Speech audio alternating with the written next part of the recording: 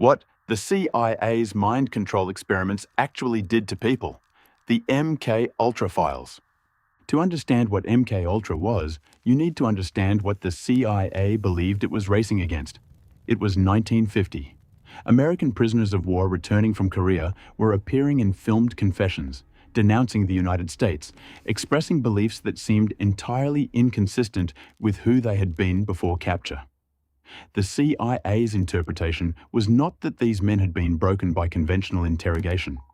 Their interpretation was that the Soviets had something, a drug, a technique, a way to enter the human mind and rearrange it. They were probably wrong about that, but the belief was real.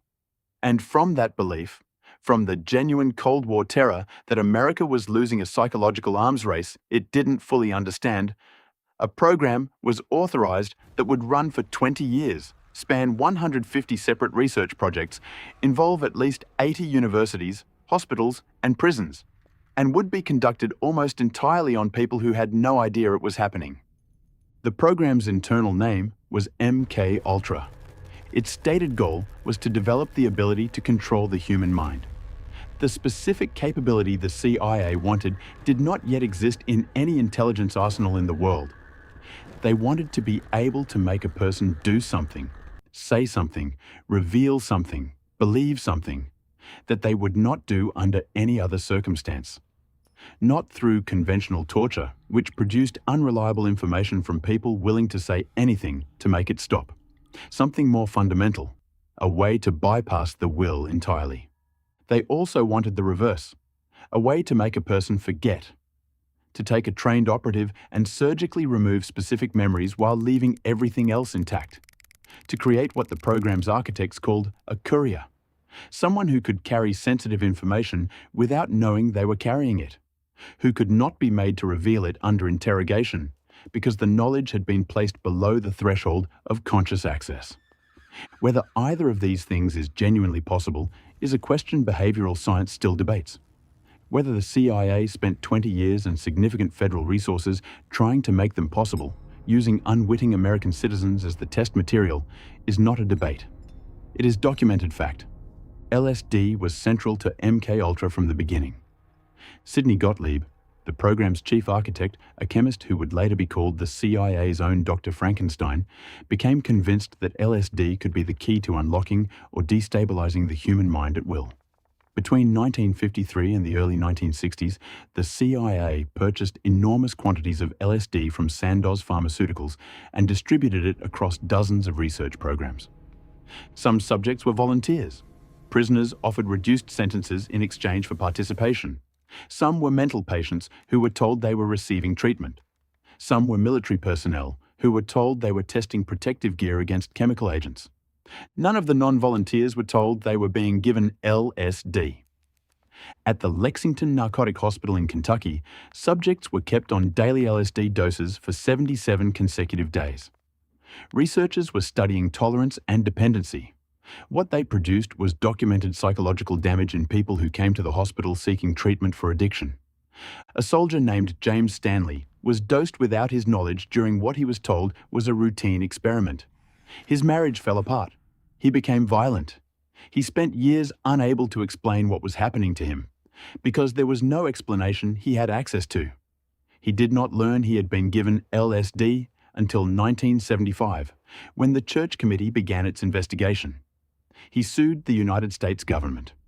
The Supreme Court ruled against him 5-4, holding that soldiers cannot sue the government for injuries that occurred in the course of service.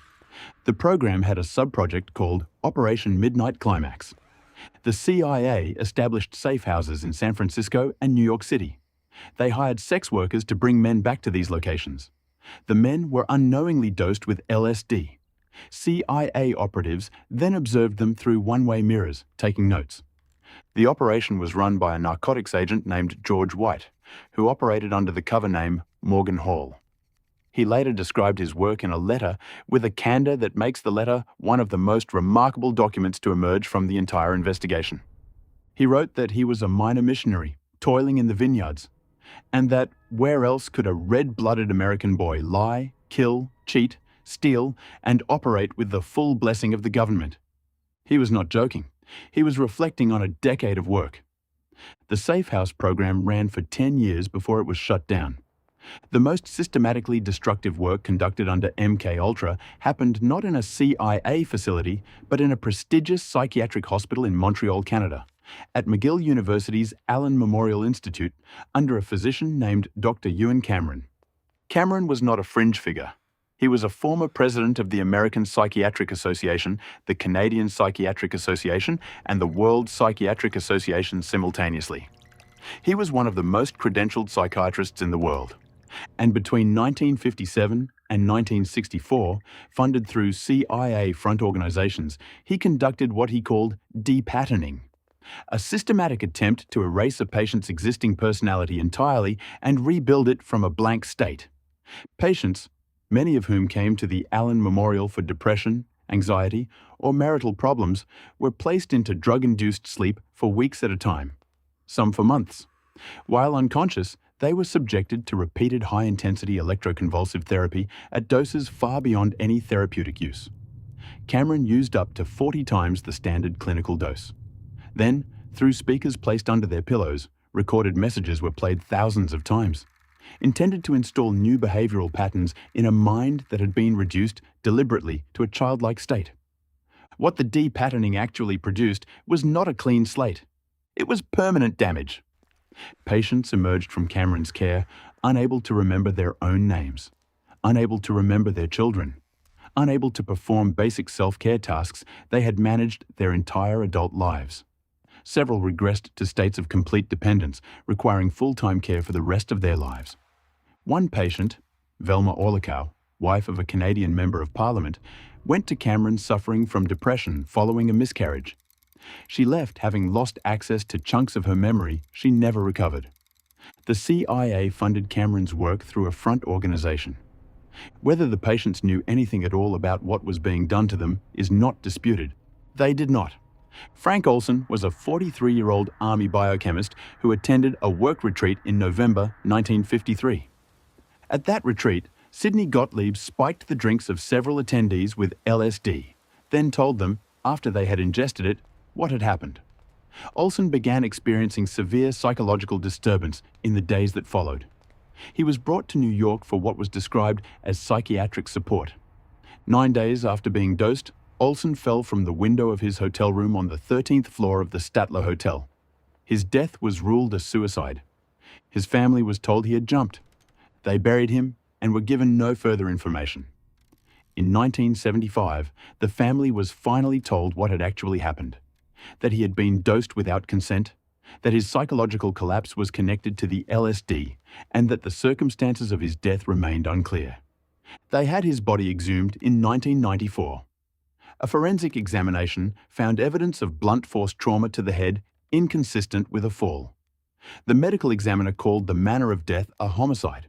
No one has ever been charged. In 1973, when the investigation came, Richard Helms did not attempt to defend the program.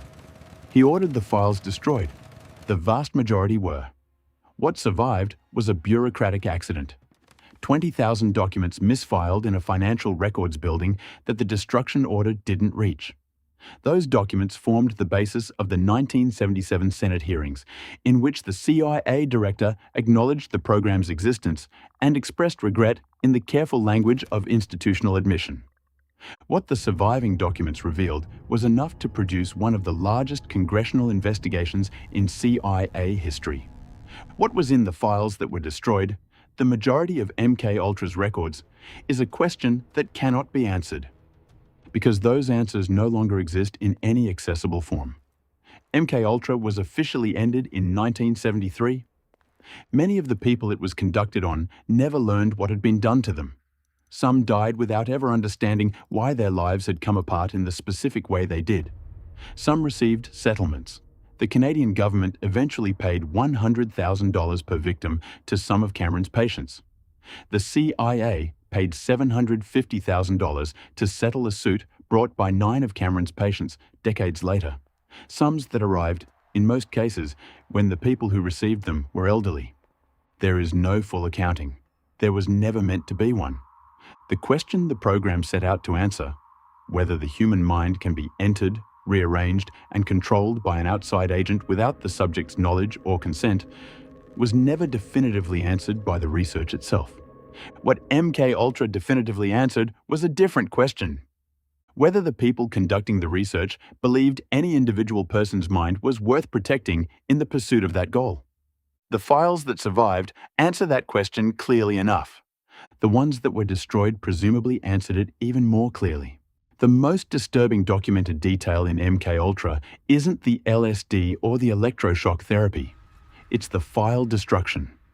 The deliberate, ordered elimination of the majority of what actually happened. Does not knowing what was in those files bother you more than what we do know?